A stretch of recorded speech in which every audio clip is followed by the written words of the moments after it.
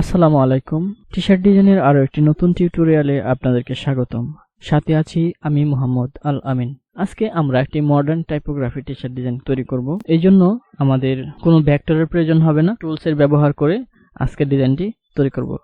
তো যারা আমার চ্যানেলে এখন পর্যন্ত নতুন, এই ভিডিওটি প্রথম দেখতেছেন, তাদেরকে অনুরোধ করব আমাদের পূর্ববর্তী ভিডিওগুলো দেখবেন, তাহলে নতুন নতুন অনেক কিছু শিখতে পারবেন। তো আজকে আপনাদের জন্য একটি বিশেষ টুলসের সাহায্যে আমরা ডিজাইনটি করব এবং আশা করি আপনারা আজকে নতুন কিছু শিখতে যাচ্ছেন। তো কথা না বাড়িয়ে চলুন ডিজাইন শুরু করি। তো ডিজাইন শুরু করার জন্য আমাদের দুটি ট্যাগস প্রয়োজন, যেমন একটি হলো আমাদের ফ্রিনিন, যেটা আমাদের ওয়েবসাইটের নাম, এবং ইউনিক জোন, এটা হলো আমাদের ইউটিউব চ্যানেলের নাম। চলেন ডিজাইন শুরু করি। আমরা একটা শেপ আঁকি প্রথমে। তো আমরা এই শেপটাকে সিলেক্ট থাকা অবস্থায় ইফেক্ট, এখান থেকে যাব হলো ডিস্টর্ট এন্ড ট্রান্সফর্ম, এবং এখান থেকে ট্রান্সফর্ম।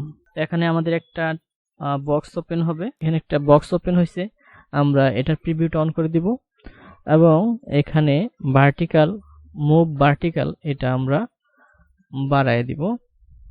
আমরা এটা করে দিলাম 80, এবং এখানে কপির জায়গায় আমরা যতগুলো দিব তত বেশি কপি হবে। এখানে আমরা 20 করে দিলাম।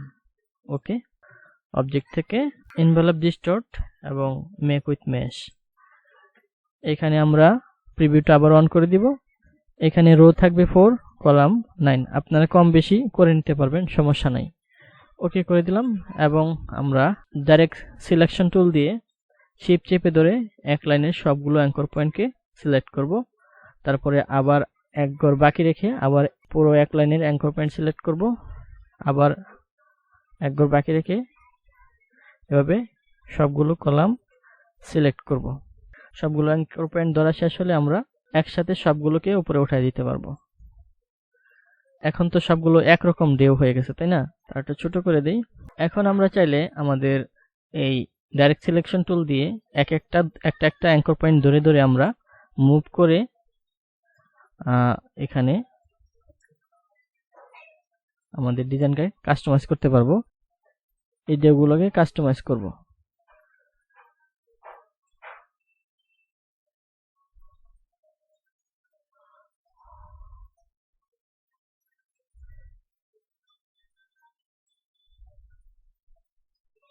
তো আমরা এখন আমাদের এই লেখার ভিতরে এইরকম একটা ইফেক্ট দিব কিভাবে।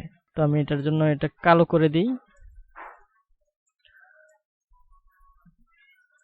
এবং এটার ফন্ট আমি পরিবর্তন করে দিই, অন্য একটা ফন্ট দিই। এই ফন্টটা ব্যবহার করব, একটু লম্বি আছে।